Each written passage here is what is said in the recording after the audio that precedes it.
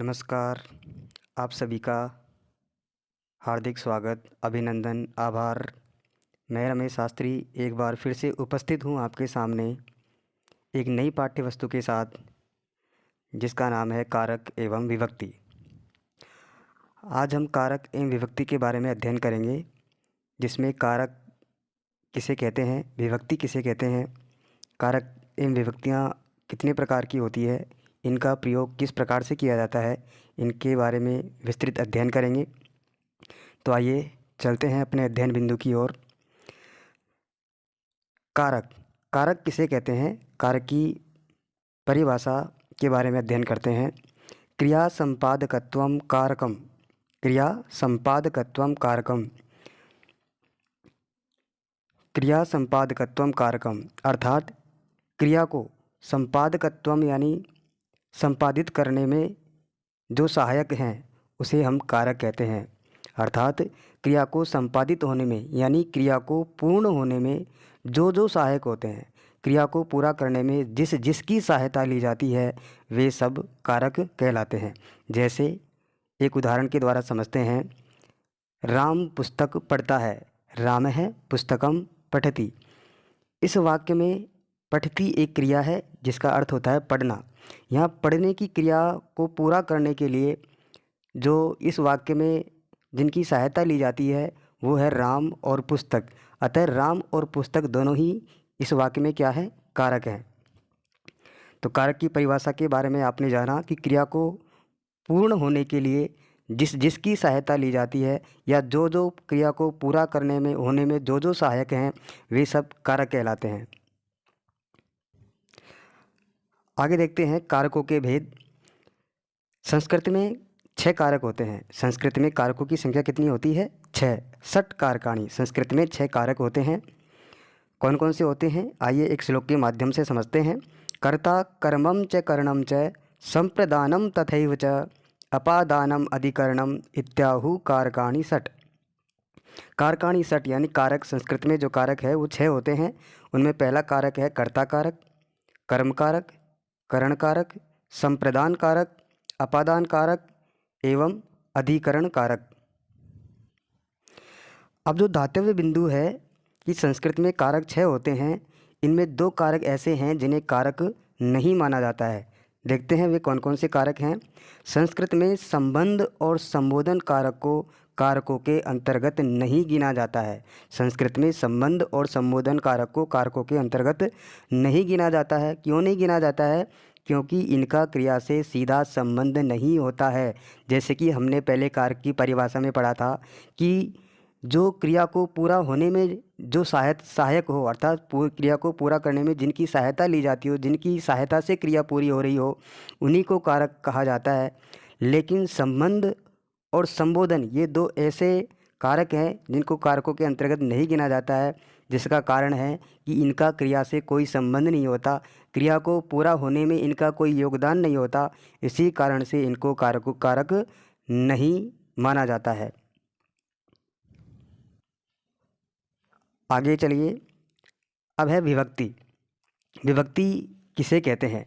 संस्कृत में कारक चिन्ह को विभक्ति के नाम से जाना जाता है। संस्कृत में विभक्ति किसे कहते हैं कि संस्कृत में कारक चिन्हों को, जो कारक के चिन्ह होते हैं, कर्ता ने, कर्म को, कर्ण से, संप्रदान के लिए, अपादान से, संबंध काके की, अधिकरण में पेपर, ये जो कारक चिन्ह हैं इनको संस्कृत में विभक्ति के नाम से जाना जाता है। विभक्ति के भेद देखते हैं कि संस्कृत में 8 विभक्तियाँ होती है। संस्कृत में 8 विभक्तियाँ होती है। प्रथमा विभक्ति, द्वितीय विभक्ति, तृतीया विभक्ति, चतुर्थी विभक्ति, पंचमी, षष्ठी, सप्तमी एवं अष्टमी विभक्ति। तो आइए अब संस्कृत के अपने पहले कारक कर्ता कारक एवं प्रथमा विभक्ति का अध्ययन शुरू करते हैं। कर्ता किसे कहते हैं, इसके बारे में बताया गया है कि स्वतंत्र है कर्ता। यह एक सूत्र है। इस सूत्र के माध्यम से बताया गया है कि स्वतंत्र है कर्ता। कर्ता का अर्थ होता है क्रिया को करने वाला, अर्थात जो क्रिया को करने में स्वतंत्र हो, जो स्वतंत्र रूप से अपनी क्रिया कर रहा हो, उसे हम कारक कहते हैं। इसे एक उदाहरण के माध्यम से समझते हैं। राम है पठति, राम पढ़ता है। यहाँ पढ़ने की क्रिया किसके द्वारा संपादित हो रही है? राम के द्वारा। अतः राम यहाँ करता है। कर्ता में प्रथमा विभक्ति का प्रयोग होता है। सूत्र है कर्तरी प्रथमा। कर्तरी यानी कर्ता में प्रथमा विभक्ति का प्रयोग होता है। कर्ता में हमेशा प्रथमा विभक्ति का ही प्रयोग होता है। कर्मवाच्य में कर्म में प्रथमा विभक्ति का प्रयोग होता है। अब प्रथमा विभक्ति और कर्म कारक का प्रयोग कहाँ कहाँ होता है इसके बारे में बताया गया है कि कर्ता में प्रथमा विभक्ति का प्रयोग होता है। दूसरा है कर्मवाच्य में कर्म में प्रथमा विभक्ति का प्रयोग होता है। देखिए, वाच्य दो प्रकार के होते हैं। वाच्य किसे कहते हैं? तो अपनी बात को जिस माध्यम से हम कहें, अपनी बात को कहने का जो तरीका होता है उस तरीके को वाच्य कहते हैं। संस्कृत में दो वाच्य होते हैं, एक कर्तृवाच्य और दूसरा कर्मवाच्य। जब क्रिया कर्ता के अनुसार आती है, कर्ता को कर्तृ कहते हैं संस्कृत में, जब क्रिया कर्ता के अनुसार आती है तो उसे कर्तृवाच्य कहा जाता है, और जब क्रिया कर्म के अनुसार आती है तो उसे कर्मवाच्य कहा जाता है।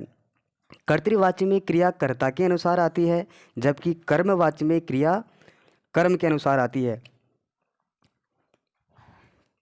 तो कर्मवाच्य में कर्ता में प्रथमा विभक्ति का प्रयोग होता है। जैसे मया ग्रंथः पठ्यते, यहाँ मया जो है वो उत्तम पुरुष का कर्ता है, जबकि क्रिया प्रथम पुरुष की आई है, क्योंकि ये कर्मवाच्य है और कर्मवाच्य में क्रिया कर्म के अनुसार आती है। यहाँ कर्म है ग्रंथ, इसलिए इस ग्रंथ जो कि प्रथम पुरुष है, इसलिए क्रिया भी प्रथम पुरुष की ही आई है। इसलिए कर्मवाच्य में कर्म में प्रथमा विभक्ति का प्रयोग होता है। संबोधन में प्रथमा विभक्ति का प्रयोग होता है। संबोधन जो कारक है उसके अंदर भी प्रथमा विभक्ति का ही प्रयोग होता है। हे बालकः यूयं कुत्र गच्छतः, हे बालको तुम कहाँ जा रहे हो। यहाँ संबोधन कारक है, क्योंकि बालकों को संबोधित करके कहा जा रहा है उनसे, इसलिए संबोधन में प्रथमा विभक्ति का प्रयोग हुआ। इस कारण से हे बालकः यहाँ प्रथमा विभक्ति का प्रयोग हुआ। आगे है इति शब्द के योग में प्रथमा विभक्ति का प्रयोग होता है। जिस वाक्य में हम इति शब्द का प्रयोग करेंगे, उस इति शब्द से पहले जिसके बारे में बताया जा रहा होगा इति शब्द के माध्यम से, उसमें प्रथमा विभक्ति का प्रयोग करेंगे। जैसे वयम इमं राकेशः इति नामना जानीमः। वयम इमं राकेशः इति नामना जानीमः। वयम यानी हम सब, इमम यानी इसको, राकेशः इति नामना जानीमः, हम सब इसको राकेश इस नाम से जानते हैं। यहाँ इति शब्द का प्रयोग होने के कारण राकेश में प्रथमा विभक्ति का प्रयोग हुआ। अब देखिए, आपके एग्ज़ाम में वयम इमम खालिस्तान दिया जा सकता है और इति नामना जानीमः है, और आपको ऑप्शन मिल सकते हैं राकेश है, राकेशस्य, राकेश है। इनमें से उचित शब्द का प्रयोग कीजिए। तो यहाँ क्योंकि इति शब्द आया है तो इति शब्द के योग में प्रथमा विभक्ति होती है, तो हम राकेश है शब्द का प्रयोग करेंगे। तो अब तक हमने पढ़े कर्ता कारक और प्रथमा विभक्ति का प्रयोग। आगे चलते हैं कर्म कारक द्वितीय विभक्ति का प्रयोग। कर्म कारक किसे कहते हैं और द्वितीय विभक्ति का प्रयोग कहाँ कहाँ पर किया जाएगा, इसके बारे में हम यहाँ विस्तृत अध्ययन करेंगे। सूत्र है कर्तुरीप्सित तमम कर्म। कर्तुरीप्सित तमम कर्म। इस सूत्र का हम विच्छेद करते हैं तो कर्तुः इप्सित तमम और कर्मः, ये कर्तुः इप्सित तमम एवं कर्म, ये तीन पद हमें प्राप्त होते हैं।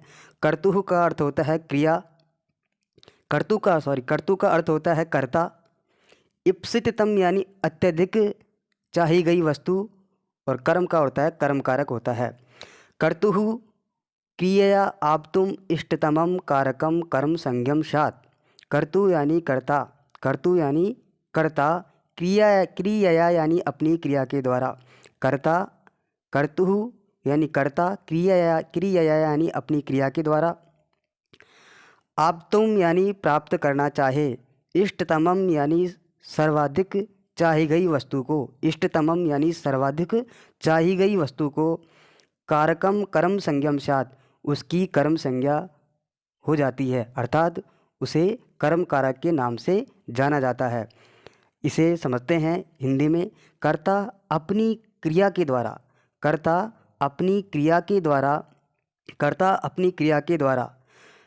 सर्वाधिक जिस वस्तु को चाहे, कर्ता अपनी क्रिया के द्वारा जिसे सर्वाधिक चाहे उसकी कर्म संज्ञा हो जाती है, अर्थात उसे कर्म के नाम कर्म कारक के अंतर्गत माना जाता है।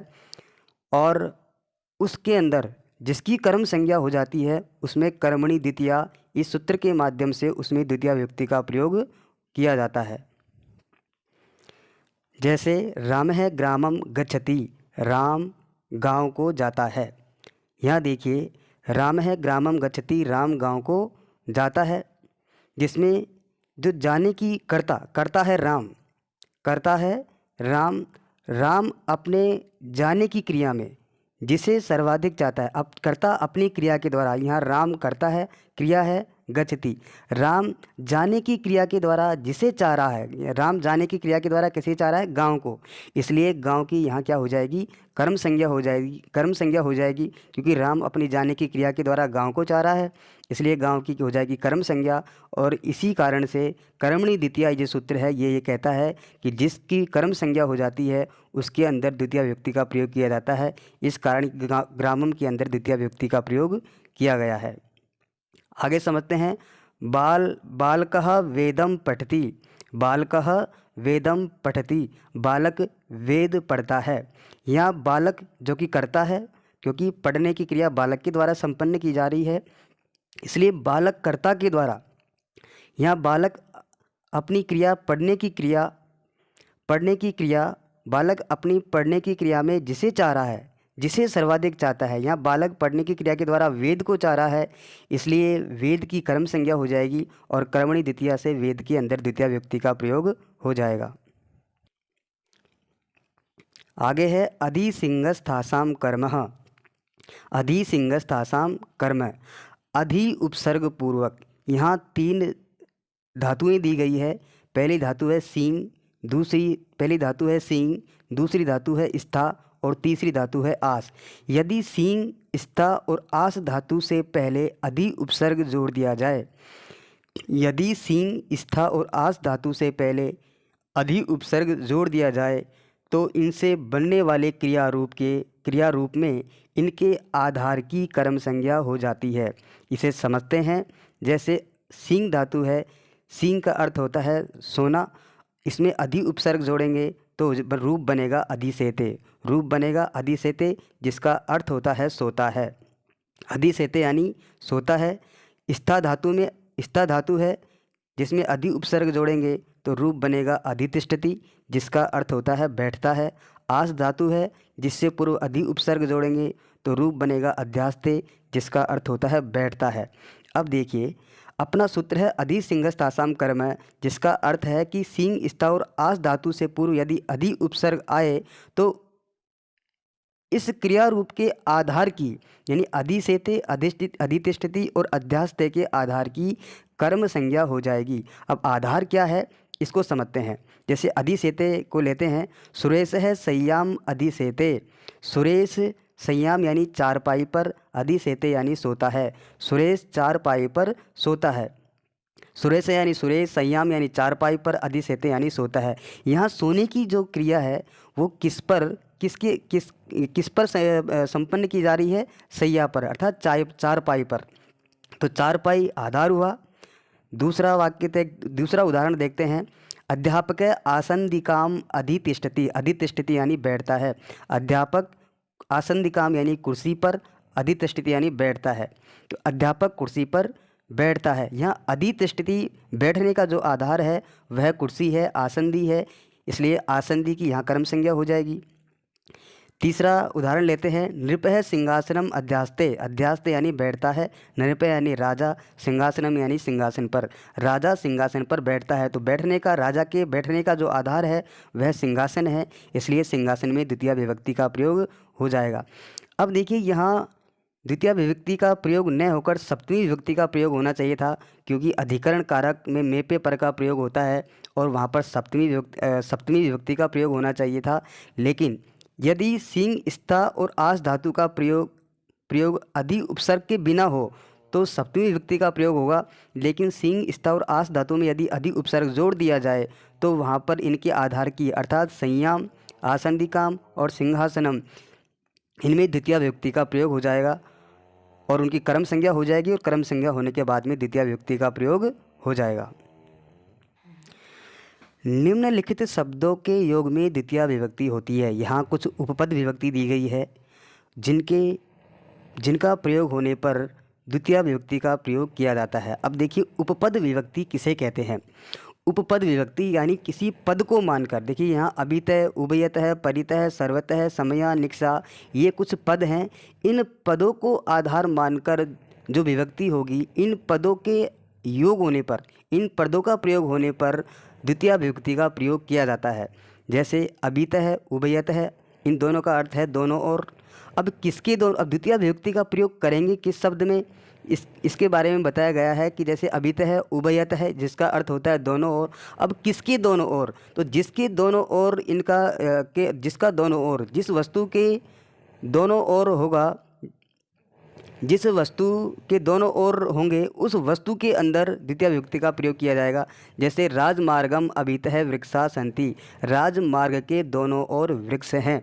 यहाँ पर जो वृक्ष जो है अभितः यानी दोनों ओर, किसके दोनों ओर, राजमार्ग के दोनों ओर है। इसलिए यहाँ पर अभितः जो जिसका अर्थ है दोनों ओर, एक पद है जिसका अर्थ होता है दोनों ओर, तो किसके दोनों ओर, राजमार्ग के दोनों ओर। इसलिए यहाँ राजमार्गम में द्वितीय विभक्ति का प्रयोग हो जाएगा अभितः के योग में।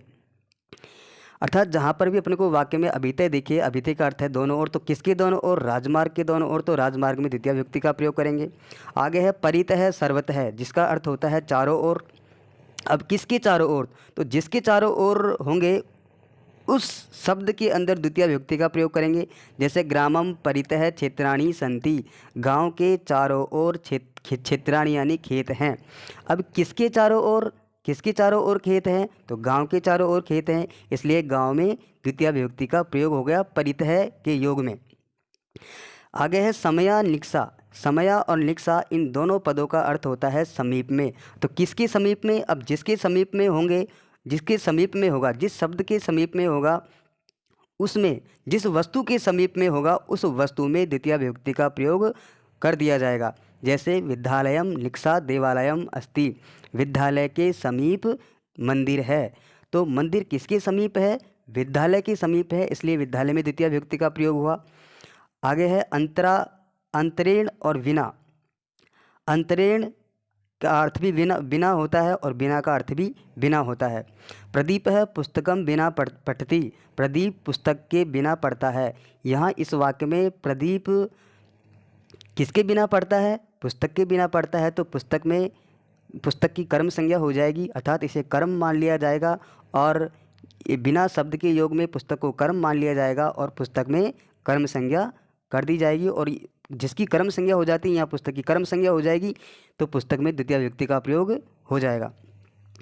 अंतरा यानी बीच में। अब किसके बीच में, तो जिस वस्तु के बीच में, जिस वस्तु या व्यक्ति के बीच में का अर्थ होगा वहाँ द्वितीय विभक्ति का प्रयोग कर दिया जाएगा। जैसे राम है श्याम, रामम श्यामम च अंतरा देवदत्त है अस्ति, राम और श्याम के बीच में देवदत्त है।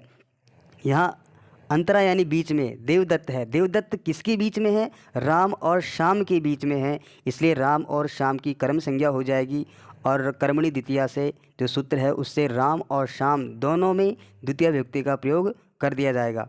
धिक का अर्थ होता है धिक्कार। धिक ये पद जहाँ पर भी होगा तो जिसे धिक्कारा जाएगा उसके अंदर द्वितीय विभक्ति का प्रयोग कर दिया जाएगा। जैसे दुष्टम धिक, दुष्ट व्यक्ति को धिक्कार है। आगे है हा का अर्थ होता है हाय, तो जिसके लिए हाय बोला जाए, जिसको हाय लगे उसके अंदर द्वितीय विभक्ति का प्रयोग होगा। जैसे हा दुर्जनम, दुर्जन को हाय, या दुर्जन को हाय लगे, दुर्जन को हाय, तो इसलिए यहाँ दुर्जन के अंदर द्वितीय विभक्ति का प्रयोग हुआ। प्रति का अर्थ होता है और, प्रति का अर्थ होता है की और। छात्राः विद्यालयं प्रति गच्छन्ति, छात्र विद्यालय की ओर जाते हैं, छात्र विद्यालय की ओर जाते हैं। तो छात्र किस ओर जाते हैं, विद्यालय की ओर जाते हैं, इसलिए यहाँ प्रति शब्द के योग में विद्यालय में द्वितीय विभक्ति का प्रयोग किया गया है। अनु का अर्थ होता है पीछे। राजपुरुष है चोरम अनुधावती, अनुधावती यानी पीछे दौड़ता है। राजपुरुष चोर के पीछे दौड़ता है। अनुधावती, अनु का अर्थ होता है पीछे, पीछे दौड़ता है। किसके पीछे दौड़ता है? चोर के पीछे। इसलिए यहाँ अनु शब्द का प्रयोग होने पर चोर में द्वितीय विभक्ति का प्रयोग किया गया है। यावत, यावत का अर्थ होता है तक। गणेश है वनम यावत गच्छति, गणेश वन तक जाता है। यहाँ कहाँ तक जाता है? यहाँ यावत के योग में कि वन तक जाता है, इसलिए वनम में द्वितीय विभक्ति का प्रयोग किया गया है। अधो अधः, अधो अधः यानी सबसे नीचे। भूमिम अधो अधः, अधो अधः जलम अस्ति, भूमि के सबसे नीचे जल है। अधो अधः यानी सबसे नीचे। किसके सबसे नीचे? तो भूमि के सबसे नीचे, इसलिए यहाँ भूमि में द्वितीय विभक्ति का प्रयोग किया गया है। अधो अधः शब्द के, अधो अधः शब्द के योग में अद्यदि, अद्यदि का अद्यदि का अर्थ होता है अंदर अंदर। लोकम अद्यदि हरि अस्ति, लोक के यानी संसार के अंदर अंदर हरि है। तो यहाँ अद्यदि के योग होने पर किसके अंदर अंदर है? लोक के अंदर अंदर है, इसलिए लोकम में, लोक शब्द में द्वितीय विभक्ति का प्रयोग कर लोकम शब्द का प्रयोग हुआ। आगे है ऊपर यूपरी, ऊपर यूपरी का अर्थ होता है ऊपर ऊपर। अब किसके ऊपर ऊपर? तो जिसके ऊपर, जिस शब्द के ऊपर ऊपर होगा उसमें द्वितीय विभक्ति का प्रयोग करेंगे। जैसे लोकम ऊपर ऊपरी सूर्य अस्ति, लोक के यानी संसार के ऊपर ही ऊपर क्या है? सूर्य है। तो यहाँ किसके ऊपर ऊपर है? तो लोक के ऊपर है, ऊपर है, इसलिए लोकम शब्द में द्वितीय विभक्ति का प्रयोग किया गया है। आगे चलते हैं। उपान वध्यांग वस है, उपान वध्यांग वस है। उप अनु अधि आ उपसर्ग पूर्वक। देखिए अब यहाँ चार उपसर्ग हैं, उप अनु अधि और आ। इन चारों उपसर्ग से पूर्व यदि, इन चारों उपसर्ग के बाद में यदि वस धातु हो, यानी वस धातु से पहले यदि ये चार उपसर्ग हो, उप उपसर्ग, अनु, अधि और आ, तो इनका प्रयोग होने पर इनके योग में इनके आधार की कर्म संज्ञा हो जाती है, और उसमें, और वहाँ पर जिसकी कर्म संज्ञा होगी उस आधार की, उस आधार में द्वितीय विभक्ति का प्रयोग हो जाएगा। जैसे यहाँ पर वस धातु है, वस धातु में उपसर्ग जोड़ेंगे तो रूप बनेगा उपवसति। अनु में वस धातु से पूर्व अनु जोड़ेंगे तो रूप बनेगा अनुवसति। अधि वस धातु से पूर्व अधि उपसर्ग जोड़ेंगे तो रूप बनेगा अधिवसति। वस धातु से पूर्व आ उपसर्ग जोड़ेंगे तो रूप बनेगा आवसति। ये देखिए उपवसति, उपवसति का अर्थ होता है पास में रहता है। अनुवसति यानी पीछे रहता है। अधिवसति यानी में रहता है, और आवसति यानी में रहता है। जैसे अब देखिए उपवसति, अनुवसति, अधिवसति और आवसति, इन क्रिया रूपों का प्रयोग होने पर इनके आधार की, आधार यानी पास में रहता है, तो किसके पास में रहता है? जीव जिसके पास में रहता है उसकी कर्म संज्ञा हो जाएगी और उसमें द्वितीय विभक्ति का प्रयोग हो जाएगा। अनुवसति यानी पीछे रहता है, तो जिसके पीछे रहता है उसकी कर्म संज्ञा हो जाएगी और उसमें द्वितीय विभक्ति का प्रयोग कर दिया जाएगा। जैसे श्याम है नगरम उपवसति, श्याम नगर के पास रहता है। यहाँ श्याम किसके पास रहता है? नगर के पास रहता है, इसलिए नगर की कर्म संज्ञा हो जाएगी और कर्मणि द्वितीया से इसके अंदर, नगर के अंदर द्वितीय विभक्ति का प्रयोग हो जाएगा। आगे है अनुवसति यानी पीछे रहता है। कुलदीप है गृहम अनुवसति, कुलदीप घर के पीछे रहता है। यहाँ पर कुलदीप किसके पीछे रहता है? घर के, इसलिए घर, गृहम की कर्म संज्ञा हो गई, और कर्म संज्ञा होने पर यहाँ पर घर के अंदर द्वितीय विभक्ति, गृह शब्द के अंदर द्वितीय विभक्ति का प्रयोग हुआ और रूप बना गृहम। आगे है अधिवसति, अधिवसति सुरेश है जयपुरम अधिवसति, सुरेश जयपुर में रहता है। सुरेश कहाँ रहता है? तो जयपुर में रहता है, इसलिए यहाँ जयपुर की कर्म संज्ञा हो गई और कर्मणि द्वितीया से जयपुर में द्वितीय विभक्ति का प्रयोग हुआ। आवसति यानी रहता है। हरि बैकुंठम आवसति, हरि बैकुंठ में रहते हैं, तो हरि के बैकुंठ रहने का आधार कहाँ है? बैकुंठ है, इसलिए बैकुंठ में द्वितीय विभक्ति का प्रयोग हुआ है। आगे चलते हैं। सूत्र है अकथितम च, अकथितम च। अपादान आदि कारकों की जहाँ विवक्षा नहीं होती है, अर्थात जहाँ पंचमी विभक्ति, पंचमी विभक्ति का कारक चिन्ह अपादान कारक है और पंचमी विभक्ति है जिसका चिन्ह है से, जहाँ अपादान आदि कारकों की विवक्षा नहीं होती है वहाँ उसकी कर्म संज्ञा होती है और कर्म में द्वितीय विभक्ति प्रयुक्त होती है। संस्कृत में इस प्रकार की 16 धातु है। अब देखिए 16 धातुएं ऐसी है जिनमें अपादान की विवक्षा नहीं होती है, जिनके प्रयोग में एक तो मुख्य कर्म होता है और दूसरा अपादानादि कारकों से अविवक्षित गौण कर्म होता है, इस गौण कर्म में ही द्वितीय विभक्ति प्रयुक्त होती है। ये जो सूत्र है, एक तो अपना सूत्र था कर्मणि द्वितीया, जो कर्म में द्वितीय विभक्ति करता था, और ये जो एक सूत्र ये है अकथितम च, जो गौण कर्म के अंदर भी द्वितीय विभक्ति का प्रयोग करेगा। इस गौण कर्म में ही द्वितीय विभक्ति प्रयुक्त होती है। ये धातुएं ही द्विकर्मक धातुएं कही जाती है। अब देखिए यहाँ कुछ 16 धातुएं दी गई है जो द्विकर्मक धातु है। ये 16 धातु है दूह, याच, पच, दंड, प्रच्छ, रुद्ध, ची, जी, ब्रू, सास, मुत, मस इत्यादि। ये कुछ 16 धातुएं हैं। इन 16 धातुओं में आपको याद रखना है इनके क्रिया रूप, इनके जो क्रिया रूप है वो आपको ध्यान में रखना है। जैसे दूह का रूप बनता है दोग्धी, तो दोग्धी का प्रयोग होने पर अपने को द्वितीय विभक्ति करनी है। याच धातु में याचते का प्रयोग, वाक्य में याचते का प्रयोग होने पर द्वितीय विभक्ति का प्रयोग करना है। पचती का प्रयोग होने पर द्वितीय विभक्ति का प्रयोग करना है। दंडयति का प्रयोग होने पर द्वितीय विभक्ति का प्रयोग करना है।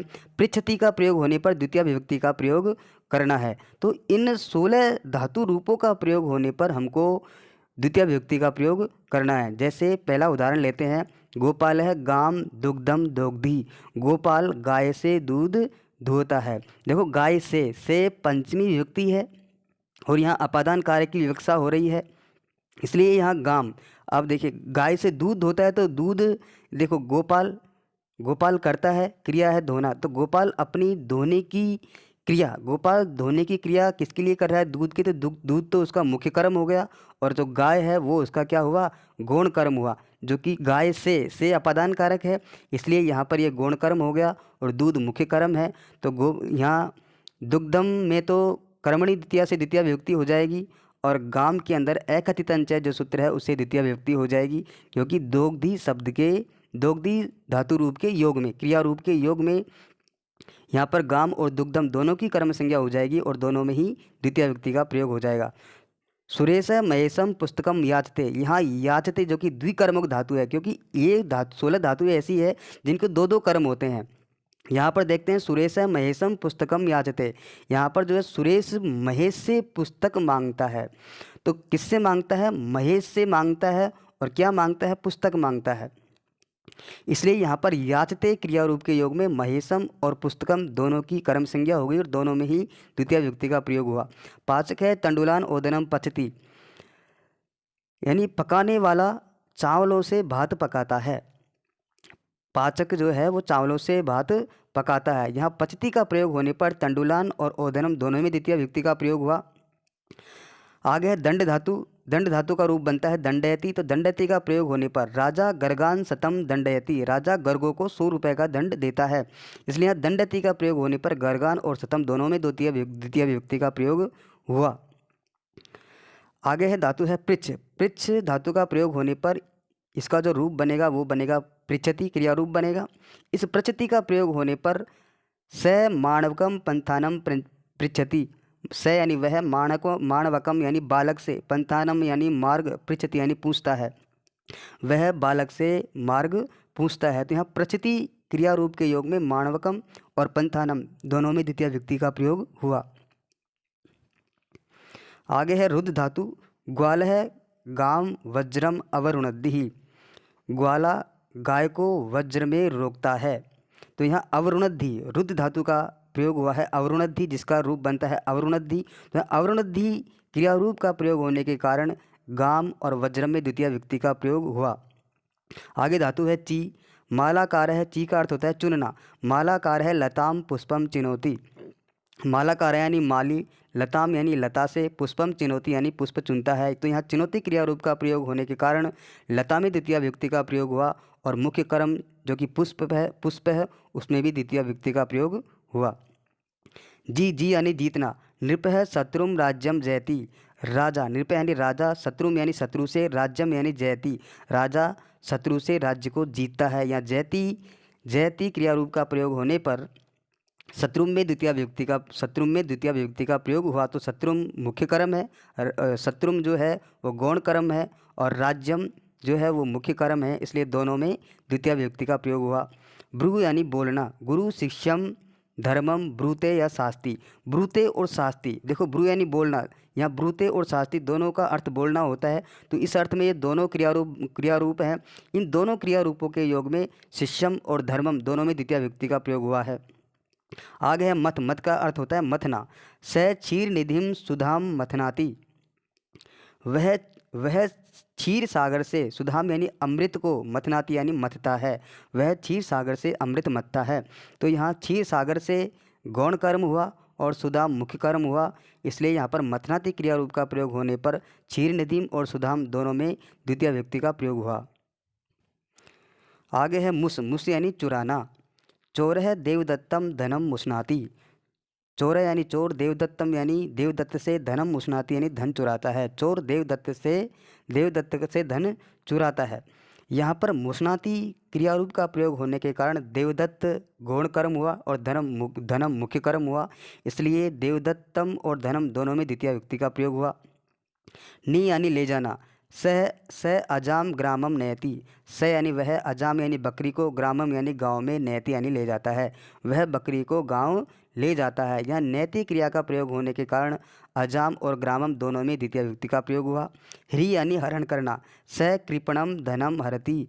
स यानी वह, कृपणम यानी कंजूस के, धनम यानी धन को, हरति यानी हरता है, वह कंजूस के धन का हरण करता है। तो यहाँ हरति का प्रयोग होने के कारण कृपणम और धनम में द्वितीय विभक्ति का प्रयोग हुआ। आगे है वह यानी ले जाना। कृषक है ग्रामम भारम वहति। कृषक यानी किसान, ग्रामम यानी गांव में, भारम यानी बोझ, वहति यानी ले जाता है, किसान गांव में बोझ ले जाता है। तो यहाँ वहति क्रिया रूप का प्रयोग होने के कारण गांव के अंदर द्वितीय विभक्ति का प्रयोग, गांव के अंदर द्वितीय विभक्ति का प्रयोग हुआ। तो यहाँ वहति का प्रयोग होने के कारण इसके दो कर्म हुए, एक तो गांव हुआ और एक भार हुआ, और दोनों में द्वितीय विभक्ति का प्रयोग हुआ। आगे है कृष यानी खींचना। कृषक है क्षेत्रम महिषिम करसति। कृषक यानी किसान, क्षेत्रम यानी खेत में, महिषिम यानी भैंस को, करसति यानी खींचता है, किसान खेत में भैंस को खींचता है। तो यहाँ करसति जो कि द्विकर्मक धातु है, इसके दो कर्म है, एक क्षेत्रम और एक महिषिम, दोनों में द्वितीय विभक्ति का प्रयोग हुआ। आगे अपना सूत्र है कालाध्वनोरत्यंत संयोगे। काल यानी समय, अध्वन यानी मार्ग, अत्यंत यानी बहुत ही निकट, संयोग यानी संयोग, यानी कालवाचक, काला यानी कालवाचक अर्थात समयवाचक, और अध्वन यानी मार्गवाचक। कालवाचक और मार्गवाचक ये जितने भी शब्द हैं जो समय को बताते हैं या फिर मार्ग को बताते हैं, तो उन दोनों शब्दों का अत्यंत संयोग होने पर, यहाँ अत्यंत का अर्थ होता है कि उन दोनों का लगातार संयोग होने पर उनकी कर्म संज्ञा हो जाती है और उनमें द्वितीय विभक्ति का प्रयोग होता है। अर्थात कालवाची किसमें द्वितीय विभक्ति का प्रयोग होगा, यानी कालवाचक और मार्गवाचक जितने भी शब्द होंगे उन सब में द्वितीय विभक्ति का प्रयोग होगा। जैसे सुरेश है अत्र पंच दिनानी पठती। अब देखो अत्यंत का अर्थ होता है कि लगातार काम होना चाहिए, कार्य कैसे होना चाहिए, लगातार होना चाहिए। यदि कार्य लगातार हो रहा है तो ही द्वितीय विभक्ति का प्रयोग होगा। यदि कार्य रुक कर हो रहा है तो द्वितीय विभक्ति का प्रयोग नहीं होगा। सुरेश है अत्र पंच दिनानी पठती। सुरेश यहाँ लगातार 5 दिन से पढ़ रहा है, इसलिए यहाँ पर समय जो एक पंच दिनानी है वो समयवाचक है, समयवाचक शब्द है, इसलिए पंच दिनानी में द्वितीय विभक्ति का प्रयोग हुआ। मोहन है मासम अधीते। मोहन लगातार महीने भर से पढ़ता है। यहाँ पर मासम जो है वो समयवाचक शब्द है और पढ़ने की क्रिया लगातार हो रही है, इसलिए मासम में द्वितीय विभक्ति का प्रयोग हुआ। नदी क्रोशम कुटिला अस्ति। नदी क्रोशम यानी कोस भर तक, कुटिला यानी लगातार टेढ़ी है, नदी कोस भर तक लगातार टेढ़ी है। तो यहाँ नदी जो है लगातार टेढ़ी है, जो कि क्या है, मार्गवाची शब्द है, मार्ग की दूरी को बता रहा है, इसलिए यहाँ पर क्रोशम में द्वितीय विभक्ति का प्रयोग हुआ। प्रदीप है योजनम पठति। प्रदीप लगातार 1 योजन तक पढ़ता है। यहाँ पढ़ने की जो क्रिया है वो लगातार 1 योजन तक हो रही है, जो कि एक मार्गवाची शब्द है, इसलिए यहाँ पर द्वितीय विभक्ति का प्रयोग हुआ। तो आज हमने इस कक्षा के अंदर कारक, कर्ता कारक प्रथमा विभक्ति और कर्म कारक द्वितीय विभक्ति का प्रयोग पढ़ा। आशा है आपको अच्छी तरह से समझ में आया होगा। आगे की क्लास के अंदर हम आगे के जितने भी कारक बचे हैं उनकी जल्दी ही आपसे उनके